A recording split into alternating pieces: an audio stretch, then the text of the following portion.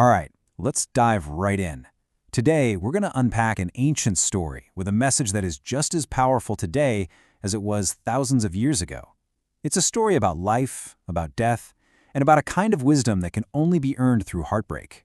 And it all kicks off with one woman's unbearable sorrow. Can you imagine hearing your neighbors say that about you? Well, that's the harsh judgment being thrown at a mother named Kisa Gotami, and she is completely lost in this desperate, all-consuming grief because her only child has just died. So this is Kisa Gotami, a mother whose entire world has just collapsed. She can't accept that her only son is gone, and so she begins this frantic search for anything, any medicine, any cure, any miracle that she thinks can bring him back to life. She's literally going from house to house, clutching her child, just begging for help. Now, the people around her, they think she's lost her mind. But from her perspective, she has one single, solitary goal. She refuses to accept this reality, and her search continues until finally, one man offers her a very different kind of hope. He tells her, "Look, I can't give you medicine, but I know a physician who can." He points her towards someone who might just have the answer she's so desperately searching for, a great teacher known as the Buddha. And this moment right here, this is the turning point in her entire journey. So, this name comes up, the Buddha. Who exactly was he? Well, it turns out his own story is just as transformative as the one he's about to step into. Get this, he started out as a prince, Siddhartha Gautama, living this completely perfect, sheltered life, totally protected from all the harsh realities of the world. But then, at age 25, he finally ventures out and sees for the very first time a sick man, an old man, and a funeral, and it completely rocks his world. These sights moved him so deeply that he gave it all up, the palace, the royalty, everything, to wander and find the real truth about human suffering. After years of searching, he finally achieved enlightenment and became the Buddha, which literally means the awakened one. So, Kisa Gotami finally finds the Buddha. She begs him, pleads with him for a cure, and he agrees to help her. But the task he gives her is a little peculiar. On the surface, it sounds deceptively simple. All he asks for is a handful of mustard seed. That's it. Kisa Gotami is overjoyed, right? Of course she thinks, I can do that. But then comes the condition. The seeds have to come from a house that has never known death, a house where no one has ever lost a child, a husband, a parent, or a friend. And she's so filled with hope at this moment, she completely misses the profound lesson that's hidden inside this impossible task. So, full of this renewed hope, she starts her search. And at first, it seems easy. People feel so sorry for her, and they willingly offer her the mustard seed she's asking for. But then she has to ask the crucial follow-up question, has anyone in this family ever died? And that's when the mood shifts. This is the kind of answer she gets, over and over again.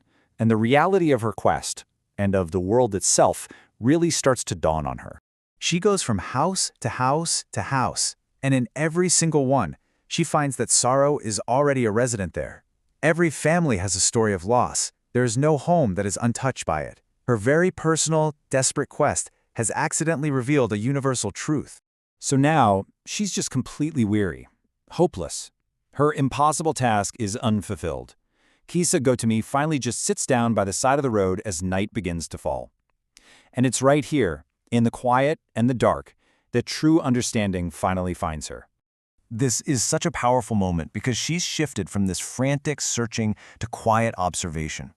As she sits there watching the city lights flicker on and then, one by one, go out, she finally understands the Buddha's lesson, not with her mind, but with her whole being. And this is her epiphany. In that quiet moment, it hits her. She realizes her pain, as deep and all-consuming as it feels, is not unique. It's the shared, universal experience of being human. She finally sees her own grief, not as some isolated tragedy, but as part of a much, much larger story. Now that she has understood this truth through her own lived experience, Kisa Gotami was finally ready to receive the Buddha's wisdom directly. So the Buddha explains that life is fragile, and death is inevitable for every single one of us. He uses these simple, powerful analogies, like ripe fruit that is always in danger of falling, or clay pots that a potter makes, which will all eventually be broken. His point is, this isn't a punishment, it's just the nature of things.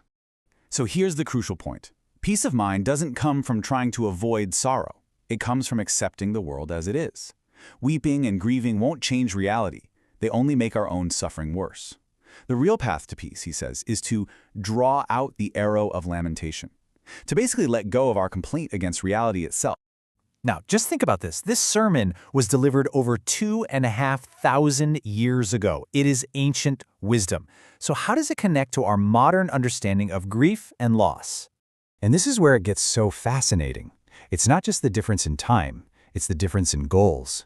The Buddhist teaching is about helping someone uproot suffering entirely by detaching from that arrow of lamentation.